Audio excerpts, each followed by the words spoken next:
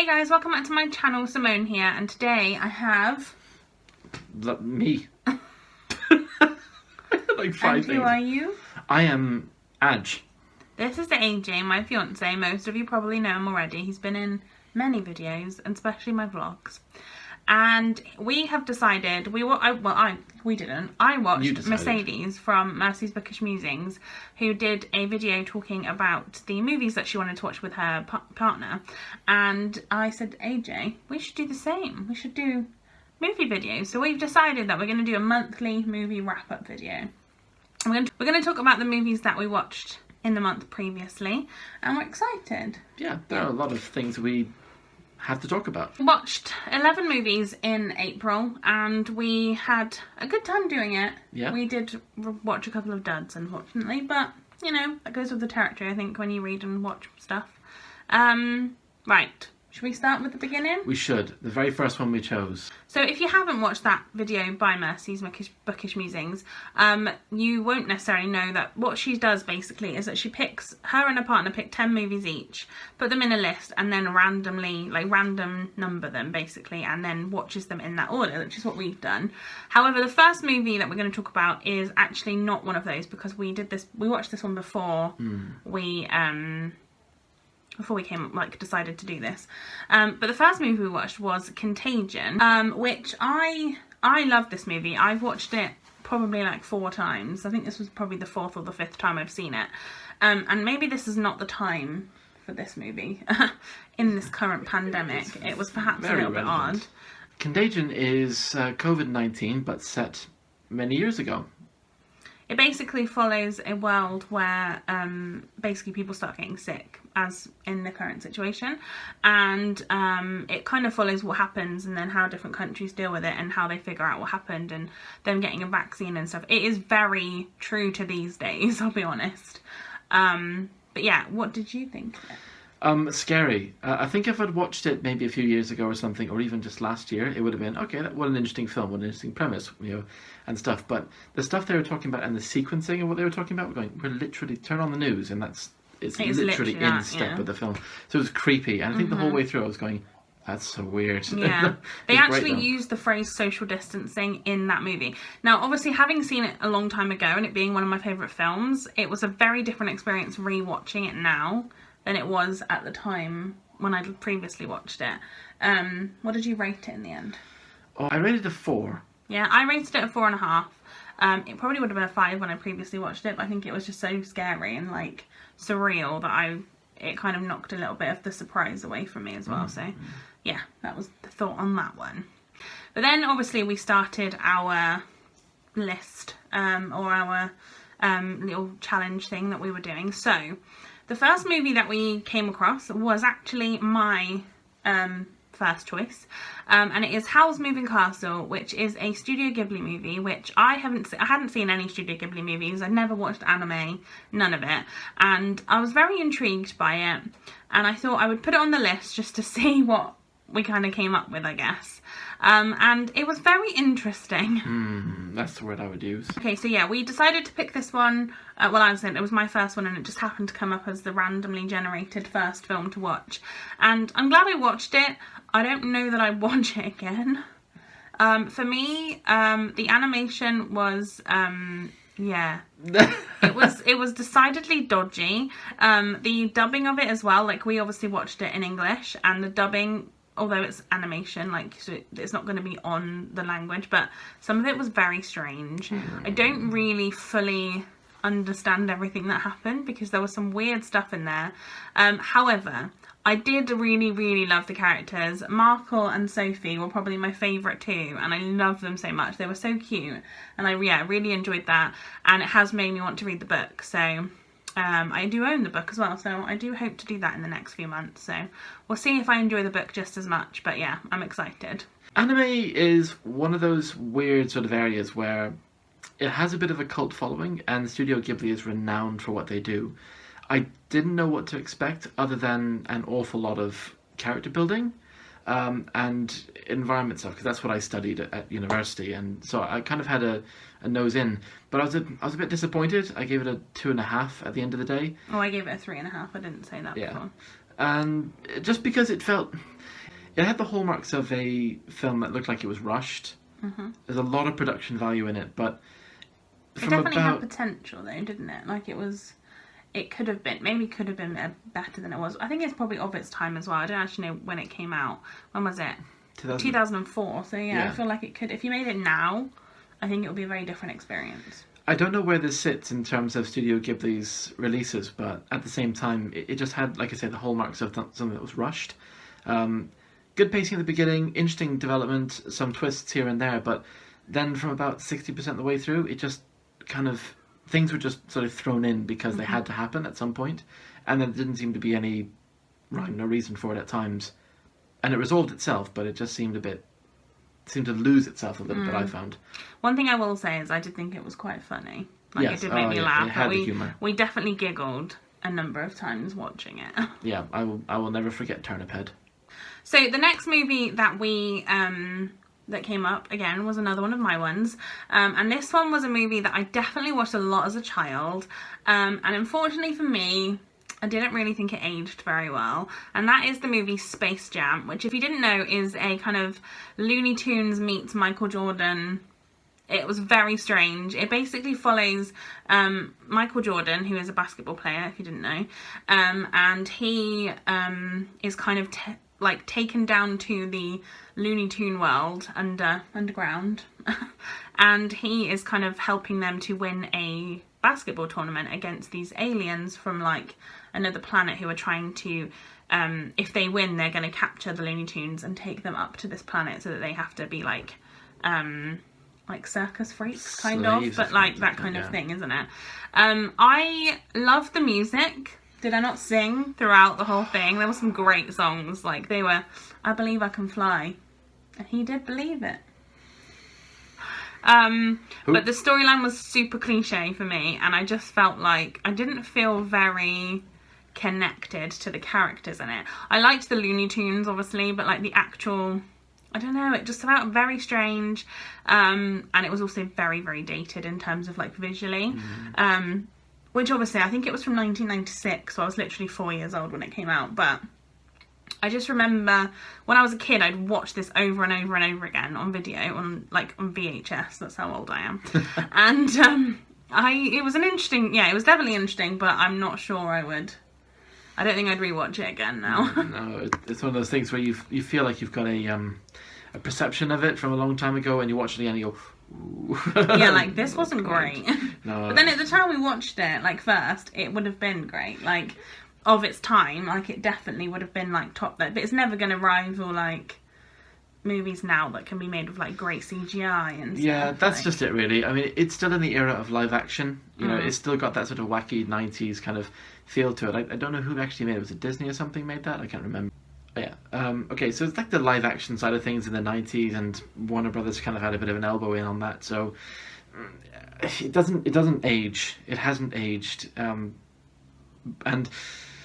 some of it was just cringe, but at the same time, good fun, I suppose. Yeah, good it was a good fun. Like, we enjoyed watching it, but like I said, we got to the end and I don't really feel like we were like, yay, it was great. So, yeah. What did you rate it in the end? I gave it a 3.5. I gave it a 2.5. So we were opposite from this one and the Howl's Moving Castle. But overall, it was a 3 for us across for the first two. But so it didn't start off great. No. But it can only get better from here, right? So the next one we chose was Ex Machina. Which is AJ's choice. Yeah, 100% my choice. It's definitely a film that I would expect you to pick. Like, he gave me a list of his ones, and some of them I was like, just the names I could tell it seemed like something. Compared them, and yeah. Yours are I think largely, or have been, kind of, well, Simone. You know what she's like. You know, bubblegum and happiness. Also, I'm more maybe traditional, like things. I think a lot of the ones that I picked have been ones that like people would know if I said the name. Like if I say to you Howl's Moving Castle, even if you've never seen it, you know what it is. Whereas Ex Machina I'd never even heard of before. So I chose it because I like the sci-fi stuff, and I was taken by the concept of this someone who was developing an AI that would essentially take humanity to the next level, or test what humanity is. And then all the stuff that that rolls on as a result of that. What does it look like if it goes right? What does it look like if it goes wrong? And how do you determine that it's on the right path? And that I found that really intriguing. I gave it a 4 overall. I would watch it again because it's basically a guy who essentially gets taken by he like works for a sci-fi tech company, and he wins a competition and ends up at this kind of like billionaire's house, doesn't he? And the guy is the boss guy is basically the one who's making this robot, and he has to sort of test it. Basically. It's the Turing test. Yeah. So it's the proof of sentience and the proof of AI, and be able to, well, I mean, Google it. I don't know what it is. Turing test. How do you know what a good AI is? Yeah. Basically, wasn't it? Yeah. And it was interesting. The whole thing was really interesting. The whole environment setting, I don't want to go too geeky into it, but it was really interesting. The only problem I had with it, though, because I've got a few points, was he's reading them literally, on the screen, so apologies. He's staring into your soul. Yeah. It's a really relevant story because at the minute this is where things are going, guaranteed. There was what I said was a very powerful sense of curiosity throughout. The guy who went in to do the test on the machine, in effect, he was really curious about why he was there, and it almost felt like he was the one taking the Turing test rather than him sort of delivering the Turing test and somewhat administering it. But then the problem that I had with it is that when it comes to robotics, there's something called so it's Asimov's rules of robotics, or something like that. And there are I think 3 or 4 main ones, 3 of them, and essentially that they go down the line of the robots have to obey their instruction. Machines have to obey the instruction that they're given, and they're not allowed to do something which puts a human in danger, and through inaction they're not allowed to put someone through in danger either. And for someone who's so good at programming, being the boss who took his employee out of his workspace, it seemed to me like he kind of overlooked that. Maybe it was deliberate to see what would happen if you... Sorry, don't apologise. Maybe it was deliberate to see what would happen if he literally programmed, like through a lack of programming, gave them free will, what they would do. And it's interesting, really. I don't want to give it away, but it's interesting to see what happens, to see how the interaction develops and what a machine will do when it's aware of its environment and why it's there. I gave it 3 stars. I liked it a lot. One thing that creeped me out was the fact that the main guy in it was Bill from Harry Potter. Oh yeah, Bill Weasley. Forgot, yeah. Which I found a little bit strange to begin with, but you know what, we worked through it. It was a very suspenseful watch, and I felt like I didn't know where it was going at any point. Like I couldn't have guessed it. I didn't like the ending very much. I felt like it was a bit sort of, I don't know, I felt like there was a lot of hype and draw up at the beginning, and then nothing. It didn't really pan out for me. I didn't enjoy the ending, but I did love the idea of it, and I think it's something that I've not seen before, which I think is really refreshing. It's good to see something that's completely different than anything I've seen. So yeah, I would watch more like that actually. And as I said, the way that we've done it is that we both pick things that we would want to watch, in that then we kind of sort of almost force the other one to try things that are out of our comfort zones. This was definitely out of my comfort zone. I'm not a massive sci-fi person. AJ is, so I tend to watch a lot of sci-fi films now. But yeah, I enjoyed it. But like I said, it was another 3-star for me, but you gave it 4 stars, Yeah, didn't I you? enjoyed it, yeah. And then...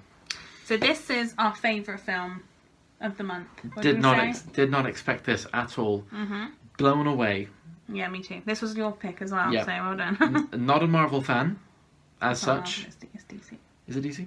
Not a DC or Marvel fan, as such. I'll watch them. But Wonder Woman, I gave a 5. Me too. It was amazing. Really, really good. I thought it was going to be like a generic superhero movie, and it was absolutely not that. Yeah, no, it stood up. The actress, fantastic. Gal Gadot? I think that's it. Yeah. Honestly, I don't think I could have. No, I couldn't think of anyone. I don't think I've ever seen her before. Absolutely fantastic. She was Wonder Woman, wasn't she? Yeah, I think she had just the perfect balance between being naive and super strong at the same time. Like there was that kind of sense of purpose and pride, and the sort of that alien feeling to the world. Like, what is this world? I don't know it, but still, I'm going to make it right. You know, I really, really enjoyed that, and it's its placing, its pacing, and it's in just everything about it. The context, I loved it, and I absolutely would watch it again. The only tiny itty bitty niggle that I've got is that it skirted the line of that horrible cliche. Like, I think your cliche is they let out a breath they didn't realise they were holding. What's the pain on the face? And the one that really makes me grit my teeth into dust is together, join together and we can rule the world kind of thing. And that, for me, I'm like...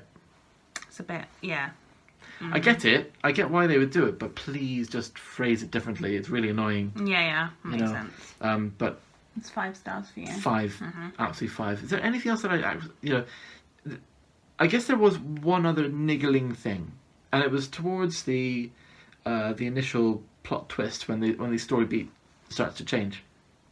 She does like a superhero drop, and from a height, and they track her sort of in whatever it is, and it's not quite right. You can see that she's cut out on the green screen. If you watch this movie and you have no technical knowledge, you'll be fine. But AJ's very technically minded, so he sees little things like that. Yeah. You said it to me, and I was like, "Is it?" Yeah, you were like, fine. "It's a good film. I'm loving this." I'm loving what are you talking about? Literally, no problem. For me, I would say it's a 2.5-hour film. So you have to really sit down with some dedication.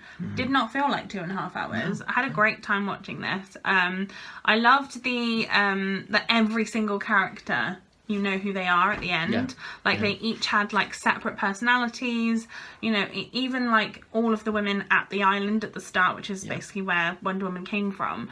You don't really know anything about them, but you still can kind of see that they're all part of this same group, and it was great. I really love the fact that the romance in it, there is a romance in it. And it's not too in your face. It's not insta-lovey, which is something that I hate. I really hate that. I really liked that it was part of the movie and it made sense. And I also love that the ending was really unexpected. But it completely made sense. There was nothing nonsensical about it. It totally worked. And it also has Professor Lupin in it, the guy that plays him. Who's the guy that plays him? Ralph Fiennes or something. That's 2 Harry Potter references. In 2 films. So amazing. You picked both of them as well. It wasn't even me. But yeah, this is definitely my favourite film of the month. Oh, and for me, funnily enough, you picked my favourite and my least favourite film of the month. So you're doing well. So we're going to follow from the best film of the month to the worst film of the month, which was also an AJ pick. So I'm going to let him intro this for you because... Wow. I cannot apologise enough for this. Would you like to tell them what the movie was? This film is I.O. I.O. That's it. And what's it about, AJ? Well, I'm not really sure, to be fair. This film is about... so I.O. is about the daughter of a scientist who's left on Earth to try to recover a semblance of a living environment because Earth has basically gone to pot. And everyone's gone up into a space... craft of some kind, and they all live basically up there. There's nobody left on Earth essentially. They tried to recover it. There was some mega storm or something that wiped out, or something along those lines anyway. And he decided to stay behind, and then he died. Spoiler, sorry. And then she's stuck behind. No, it's not. She's stuck behind to try to continue his work, and there's some promising elements to it. And genuinely, the first half hour, I think, okay, slow film. It's going to change. We're going to see some really interesting weather stuff. We're going to see maybe a rocket. We're going to see something interesting, or there'll be this amazing twist where she has to give up something that she's working on big time. But all throughout the film, her expression, I think, only changed once. And even then, I'm pretty sure she managed to keep her face exactly the same. I think she just had wind. And I don't know. Quite sad. And then this other person turns up who happens to be the thing that could potentially change the plot and change the direction. And all it manages to do is just fall flat on its face. I mean, the points I made were, the environment design was really good. The places they go, varied, and I loved it. Captivating from the very beginning, but then it lost its charm. Her living space was well fleshed out. I liked it. Every little thing was considered, and you go, what would a scientist's lab look like on top of a hill? Cool, yeah, makeshift lab. But then the whole plot I felt was misleading. It was underwhelming, and I had to split this and say the director and the writers were incapable of including emotion in their characters, and that they were wafer thin. Not a fan, were you? I'm disappointed. To be fair, this film was from 2019, right? And I felt like it was just trying to be The Martian, but on Earth. Because in The Martian, obviously, you have, like, the main character stuck on it. He's on his own. There's nobody else around. He's trying to, like, make food with potatoes, like, make water and stuff. And it was literally, like, the same thing, except she was on Earth. And nothing actually happened. She also wasn't, like... The thing about the Martian film, the thing that made it, like, great, was that he was funny and he was a great character. And even though he was on his own and you didn't really see anything else, he was funny. Yeah. But she's not. And, like... I don't know, there was no, like, development in the film at all. Like, I felt like it started and I felt like I wasted an hour and a half of my life because nothing happened. It was so slow and there was no real plot line. And one of the things I said, and I stand by it, is that they literally plucked the characters out of a random generator and were like, this is the character that this will be. And I was like, there's two characters and neither of them made any sense. The way this film could have been better, in my view, is one, I mean, the budget wasn't small. It can't have been. No, it can't have been. Because, I mean, there were enough effects in there for it to be okay.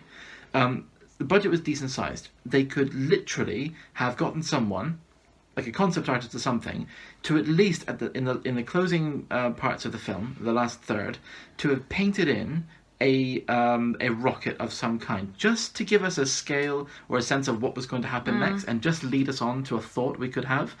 Or they could have given her emotion. They could have gone, like, don't look like a frying pan, genuinely have some expression. I mean, to be fair, with half an hour to go, there was something that was kind of like teased that was going to happen, like a thing that you were like, this is going to make the film good, and then you waited for half an hour and it didn't happen, and it was just really, really lackluster and really annoying. Nothing happened. It was 100% a ones. No, I think I gave it half a star. It was really bad. I gave it half a star, which, because you can give half stars on we do it on Letterboxd, which is our, like, movie review. It's like Goodreads but for films.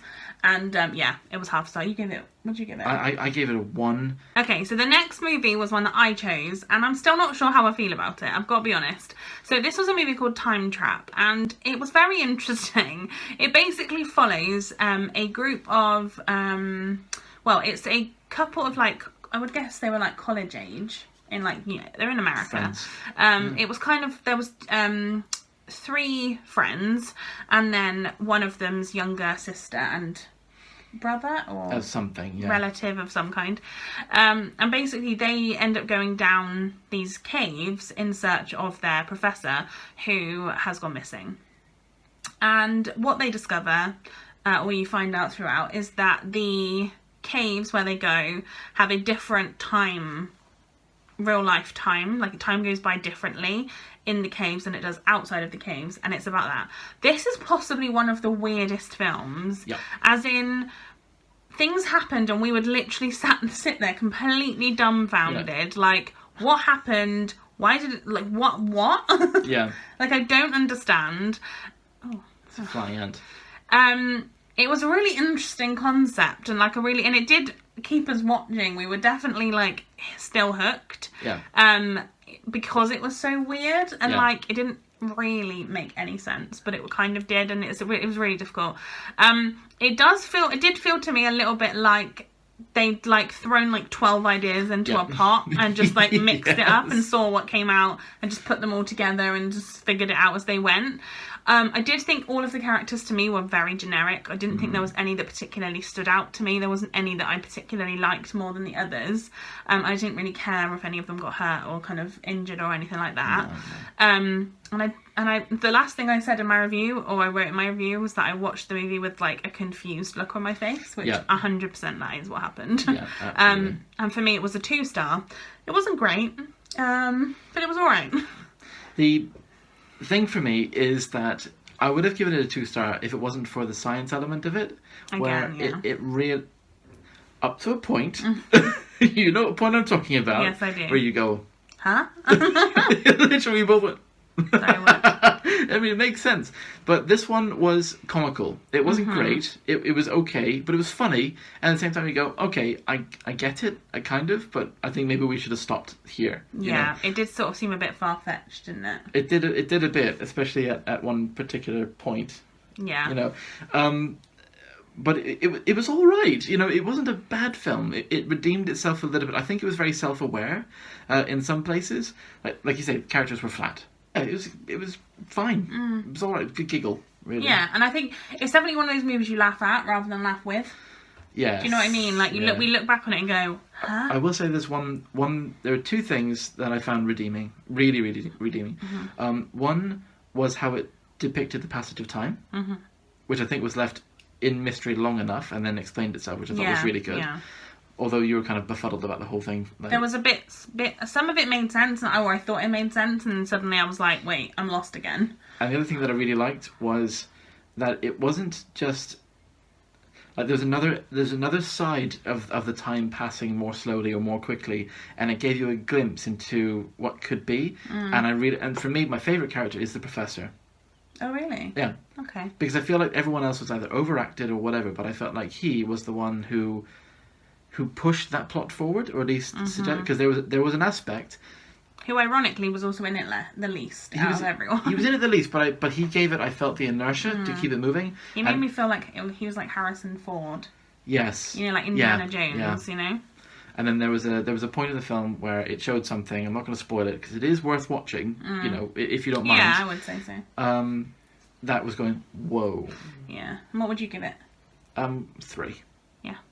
The next one is probably not a good sign. We literally we've got it on the computer behind you, and I just pulled it up and we both just went, what was this? I don't really remember this one. But it's the film Code 8, which was another one of AJ's picks. So. Yeah. More sci-fi, more stuff like that.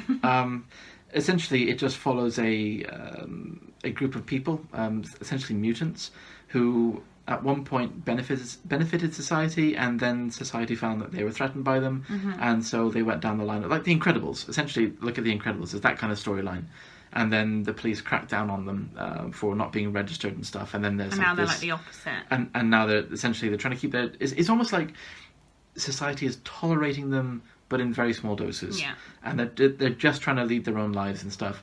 And I mean, and then it's just about how the pressure, you know, the pressure cooker that it becomes, and how that explodes. It's a bit weird. I cannot remember the ending. Yep, there was enough character there, you know, enough individuals there to get interested in. It was a passable film. It was all right. It wasn't too bad. I didn't mind watching it. I didn't regret watching it. What did you rate it? 3.5. See, I gave it a 3.5 too, but I think I'm actually going to put that down to a 3, mainly because I don't remember literally anything about it. I remember like snapshots of it, but honestly, I don't recall much of the actual plot, so I'd feel like it was a bit... I can't really give it a 3.5 stars when I don't remember the film, really. It has not stuck with me. I do remember there was a lot of like... There was good balance between like the action scenes and then the emotional scenes. I feel like that was good. Yeah. I was going to say I liked the characters, but actually I don't really remember any of them apart from the fact that one of them played Arrow. And the other guy in it is actually Arrow in real life's cousin. And I found that to be interesting because they actually look really, really similar, don't they? Yeah. But yeah, I didn't really... I think it was just a bit of a generic movie. Very, yeah. And it doesn't really stick with me. And I think that's why it doesn't stick with me, because it was like a generic movie. I tell you what this could be. What? This could literally be the first of a series, but didn't. Yeah. It definitely has the elements of like... This is like the lead up to something that actually happens, as opposed to this is the actual movie. So I'm definitely knocking it down to 3 stars for this. Okay, so the next one was my next pick, and I decided to choose Lost Girls, which is one that I'd had my eye on for a little while. It'd come onto Netflix. I should say we watch basically all of these on Netflix. We don't really watch movies anywhere else, really. Sometimes Prime Video, but not very often. But yes, so we watched this one, and it's kind of a documentary. Well, it's not a documentary. It's based on true life. It's like a reenactment of a true life situation. So this follows a lady named Marie Gilbert who lives in Long Island, I believe. And in 2006, her daughter Shannon went missing, and her daughter was a sex worker. And in the kind of looking for her daughter, they find, I think it's 10 or 12 bodies of female prostitutes who've been murdered, and they uncover a kind of serial killer. And they've never found out who killed these girls. So this is not a movie that's kind of like, find out who did it, like it tells you all the juicy details of who killed all these people and stuff. This is about the close-knit of like the families, so like the murdered girls, their families, and the victims, and kind of they all get together and they kind of try, because Shannon has gone missing but she's not been found dead, and so they kind of take her into the group, don't they? And it's kind of like, it's about the female, like not just female, but that was what was depicted in the movies. In the movie was like the female relationships of the people who were also then not only having to deal with this loss of their loved one, but it also was about the fact that because their loved ones were prostitutes, they were kind of seen as lesser in some way by the media and by the police in terms of looking for them. I gave this one a 4-star. I actually really enjoyed it. I think it's really difficult to kind of like give a rating or whatever for a true life story. But because this one is an open case, like it's an open, like you don't know what happened, I don't know if this was the best choice of like a film to make. Like I felt like it was a bit sort of I don't know, I just feel like it kind of, if you watch my book videos you'll also know, I read I'll Be Gone in the Dark by Michelle McNamara, who passed away, and before she died she'd started writing a book about the Golden State Killer, and it's the same thing. There is no ending, there is no like resolution to it, so it doesn't feel like a full film or a full book. It feels like they kind of had an idea, and obviously because you don't know what happened, I don't know, I just didn't think it was the best choice to make a reenactment of. I did think the acting in it was really well done. I think especially the two younger sisters of Shannon, I thought they were really, really well done. I think it was quite, it could have felt a lot like bittier because there was lots of little things happening, but I think that the editing and that was really good and it kind of brought it together. So for me, I was a fan of that and I enjoyed it. I think mine was a little bit probably less inspired in terms of why I gave it a 4. The pacing throughout was even. It didn't really slow down, didn't really speed up. So it was easy to watch and not get lost, and things were at the right pace at all times. But what I really liked, the reason I gave it a 4 was because it was a realistic and believable portrayal, I felt, of what a mum would do. Yeah. You know, like she wants answers. Regardless of what her daughter was doing, she cared more about her than how she would look in hunting down, you know, the clues. She's also not the sort of stereotypical best mum, like on paper, but she didn't care about that. To her, it was just like, this is my daughter and I'm going to find her. And to me, that makes her a best mum. It was like, it was almost as if her attempt at reconciliation, sort of. Like she wanted to do everything she could to find her, or if she couldn't find her alive, she wanted to be able to bring her home and to know she's done the right thing. Yeah. And it, well, not so much for herself, because that sounds really selfish, but just to do the right thing. And there was nothing really that seemed like it was going to get in the way. And you know, maybe they left a few things out or whatever. It's a dramatization. That's what it is. Yeah. And I liked it because you can kind of go, okay, I see that. And at no point is she depicted as being like super clean or really well off or anything like that. She was definitely hard done by. It's a raw movie. Very, very raw, and it just shows that, you know, it's just about that core human family motherly element. Yeah, the grief and the loss of being a mother and. Should I say I didn't like it?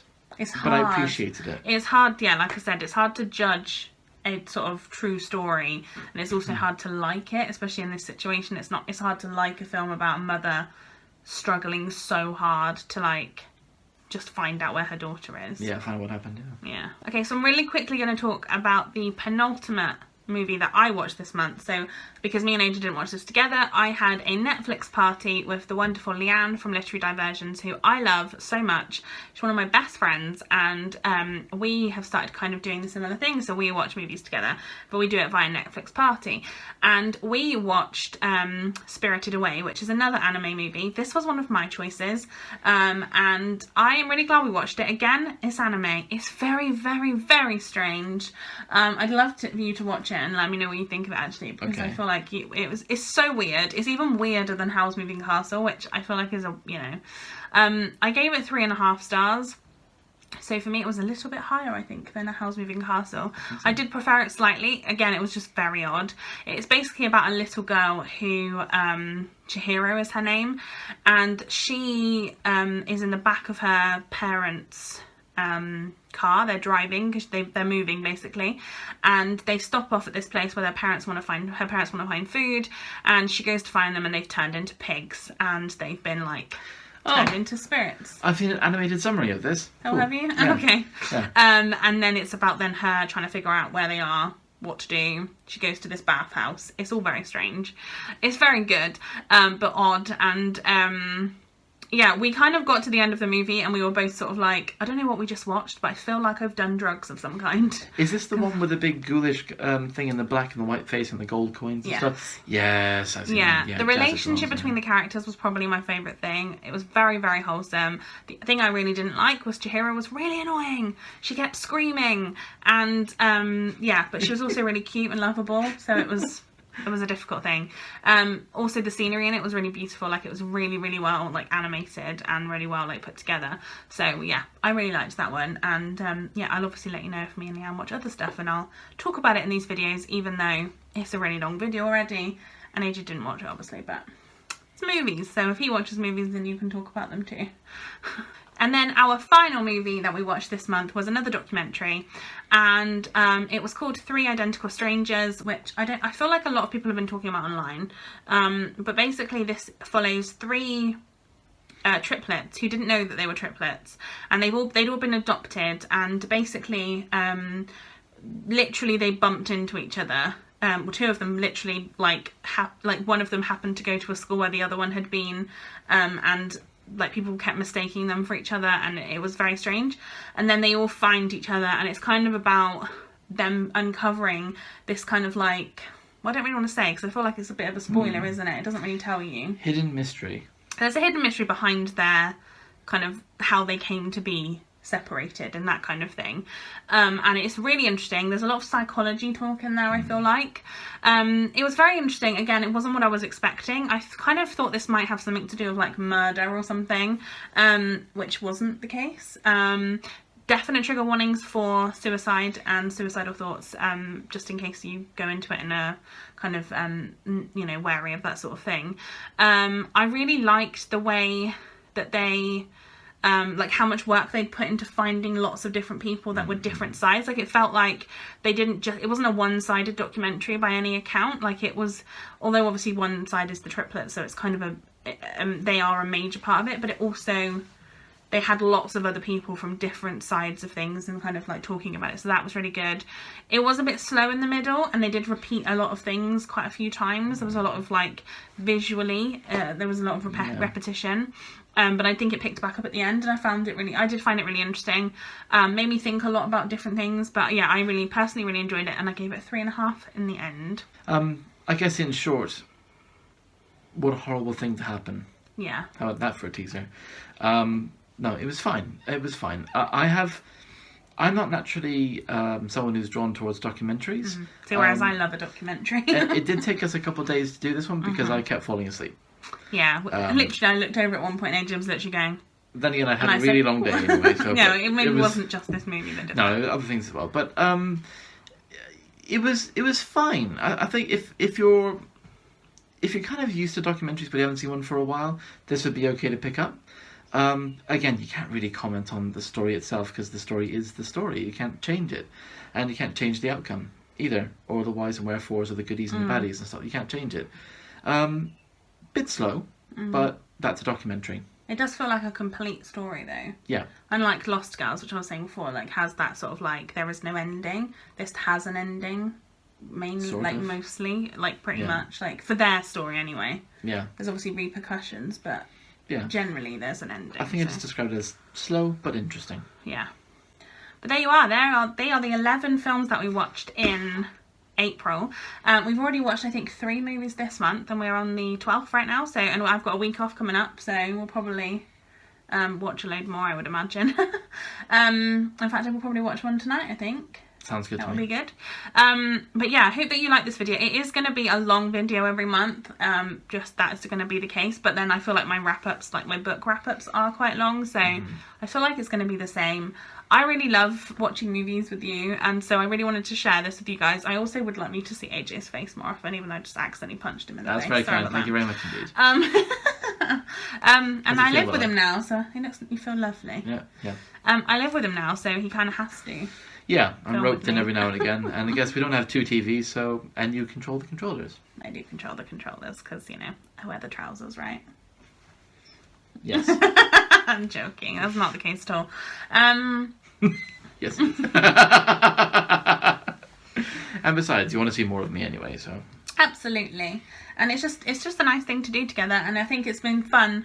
Like, there are films that AJ has watched that he probably wouldn't have watched, and Yeah. there are definitely films that I've watched that I would not have watched at all. And like, I probably wouldn't have sat down and watched Wonder Woman, but because you put it on your list, like, it was amazing. Sorted. But anyway, so we hope that you'll come back next month, and there will be another one next time. We're very excited. Let us know if there are any movies that you think that we should watch that are on Netflix, because either one of us might add it to our list, or maybe we'll make a third list, which is our, like, what you guys have said, and then have like 30 and then mix them together. Maybe that would be really interesting. Subscriber recommends. Yeah, so let us know what your favourite movies are on either Netflix or Prime Video, because that's where we watch them, because so we can have them on the telly basically. And yeah, let's do that.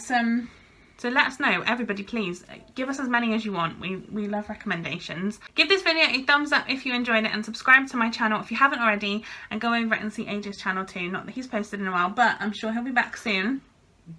Will you be back soon? Yes, I still have some interesting content on my channel, so There check is it some out. stuff already there, but I'm sure he'll be bringing up more stuff too, which is exciting. And we will see you guys in the next one. Bye guys!